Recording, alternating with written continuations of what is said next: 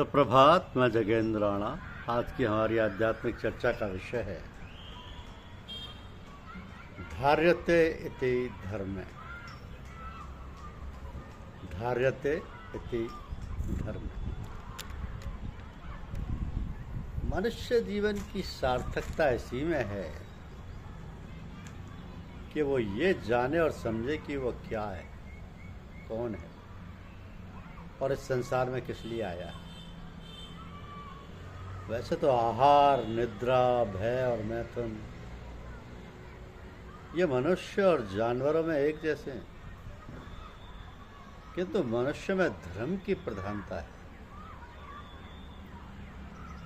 यदि मनुष्य में धर्म नहीं है तो पशु के समान है। अब धर्म क्या है? धार्यते इति धर्म। जो धारण किया जाए वो धर्म है। धारण किया जाए, यही कि हम मनुष्य हैं और हमें मनुष्योचित काम करना है। इस प्रकार अपने जीवन की रूपरेखा को बनाने, संभालने और कार्यान्वित करने में अपने आप को लगा देना, मिटा देना है। तो संसार की सारी गतिविधियां मनुष्य के इशारे और सहारे पर ही चलती रहती हैं। कोई ऐसा कार्य व्यापार नहीं है जो मनुष्य की शक्ति और सामर्थ्य के बाहर हो। मनुष्य में शक्ति अपार है, केवल उसको जानने और पहचानने की जरूरत है। अगर हम जानते पहचानते नहीं है तो हम उससे काम कैसे लेंगे? यही सब बातें हमारे लिए सोचनी और विचारनी है। इतना प्रचार और प्रसार इस जगत में हो रहा है, उसकी कोई इति मिति नहीं है, लेकिन ये सब मनुष्य के इशारे और सहारे पर ही चलती हैं और उनके चलते और निभाते हुए सारे संसार की गतिविधियां चलती हैं और चलती रहेंगी। इसमें कोई दो राय नहीं हो सकती। तो कर्म गति टारे नहीं टारे, कर्म गति टारे नहीं टरे। जो कर्म हो चुका है उसका प्रभाव और उसका असर तो होकर ही रहेगा, इसमें कोई संशय की बात ही नहीं। इसलिए मनुष्य को चाहिए कि हर समय अपनी गतिविधियों पर नज़र रखे, न जानने कौन सी विधि किस वक्त काम आ जाए और हमारा काम पूरा हो जाए। इसमें तर्क वितर्क की कतई ज़रूरत नहीं है। बस हमारा धर्म अपना कर्तव्य कर्म करते रहने का है और उसका नतीजा, उसका फल परमात्मा के हाथ में है। ये तो सभी जानते हैं। तो जो किया है उसका फल जरूर मिलना है, किंतु कब और कहाँ इसको कोई नहीं जानता। ये सिर्फ ईश्वर के हाथ की बात है। वो हर व्यक्ति के हर काम को कहाँ, कैसे, कब और किस भांति कराएगा वही जानता है। ये हमारा मन बड़ा चंचल, चपल और चलायमान है। हर वक्त कोई ना कोई बात सोचता रहता है और ना जाने क्या क्या सोचता रहता है। जो समझदार हैं, ज्ञानी हैं, वह तो ये इनके इन प्रकार अपने को संभालते रहते हैं। वो हर समय ईश्वर का स्मरण और सहारा लिए रहते हैं। इस प्रकार अपने हर काम को ईश्वर का ही समझकर ईश्वर के लिए ही करते रहते हैं। ऐसे लोगों का सारा भार और व्यापार भगवान स्वयं संभालते और करते कराते रहते हैं। इसमें किसी का कोई दखल नहीं होता। इसी को लोग होनहार कह देते हैं। होनहार कह देते हैं कि ये तो होनहार था। तो मतलब सिर्फ यह है कि हम अपने आप को जाने, पहचाने, अपने कर्तव्य कर्म को ईश्वर को अर्पण करते हुए चले जाएं, तो फिर सब ईश्वर की जिम्मेदारी हो जाएगी। वो हमारे सारे कार्यकलाप अपनी इच्छा अनुसार चलाएं, क्योंकि ईश्वर का तो नाम ही काफ़ी है। नाम की महिमा अपार है। नाम में नामी के गुण रहते हैं, इसलिए ये नाम को इतना महत्व दिया जाता है। काम करते करते जब आदमी थक जाता है तब विश्राम चाहता है, और यदि विश्राम नहीं मिलता तो फिर बीमार हो जाता है। अब बीमार होने पर तो फिर बिल्कुल आराम मिल ही जाता है। इसलिए हमें अपनी शक्ति और सामर्थ्य देखकर ही काम करना चाहिए।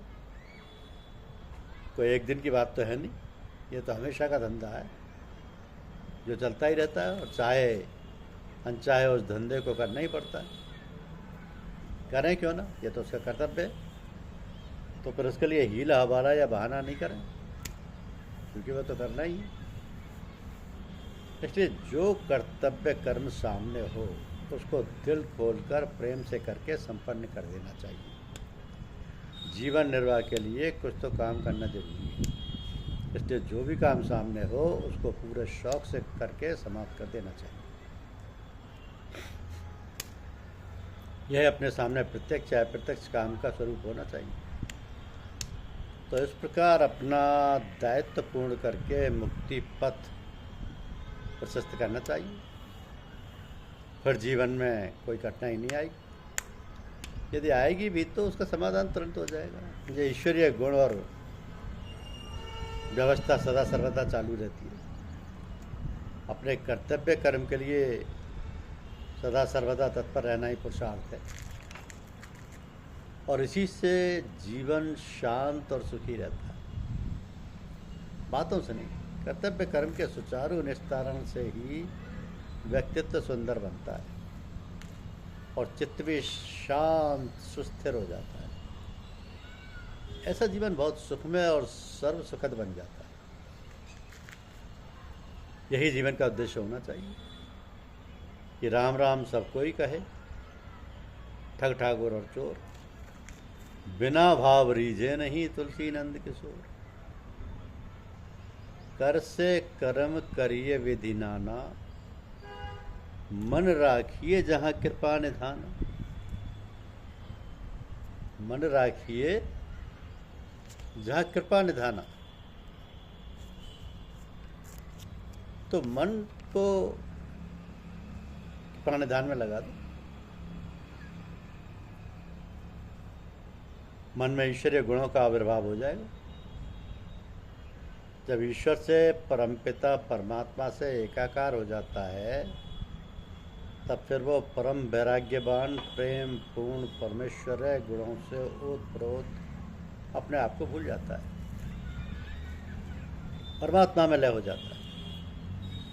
तो फिर उसे भगवान कहा जा सकता है, वो गुणातीत हो जाता है। फिर तो उसके सारे आचार विचार व्यवहार सहजी परमात्मा अनुरूप होने लगते हैं, परमात्मा अनुरूप होने लगते हैं। उसे कुछ सोचना विचारना नहीं पड़ता, सभी कार्यकलाप सहज रूप से होने लगते हैं। और फिर वो मनुष्यों का उद्धार और जन्म मरण के चक्र से बचाकर ईश्वरोन्मुख करने लग जाता है मनुष्यों को। फिर सारे लोग उसके प्रति आकर्षित होकर आने जाने लगते हैं, सत्संग लाभ लेकर धन्य समझते हैं, भगवान की प्राप्ति हेतु अग्रसर होते हुए उससे लग लिपट कर इष्ट प्राप्ति हेतु समर्पित हो जाते हैं।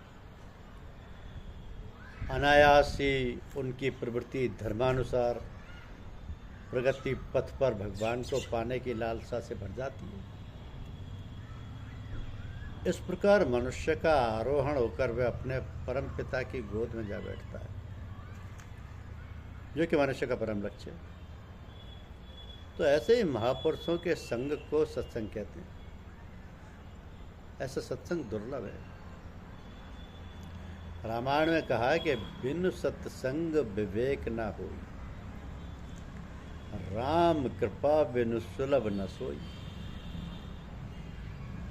बिनु सत्संग विवेक न होई, राम कृपा बिनु सुलभ न सोई।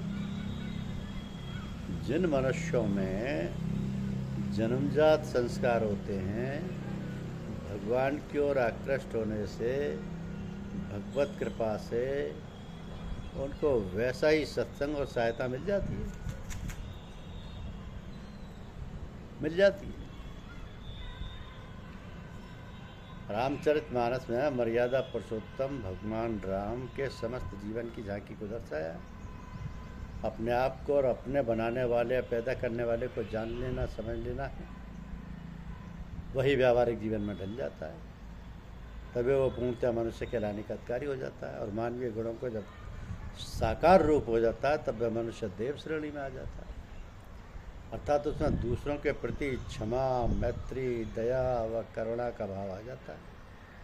और उसके बाद जब दैवीय गुणों से विभूषित मनुष्य परमात्मा के प्रति समर्पित हो जाता है, तो उसमें ईश्वरीय गुणों का आविर्भाव हो जाता है, पर वह ईश्वरीय कोटि में आ जाता है। धन्यवाद।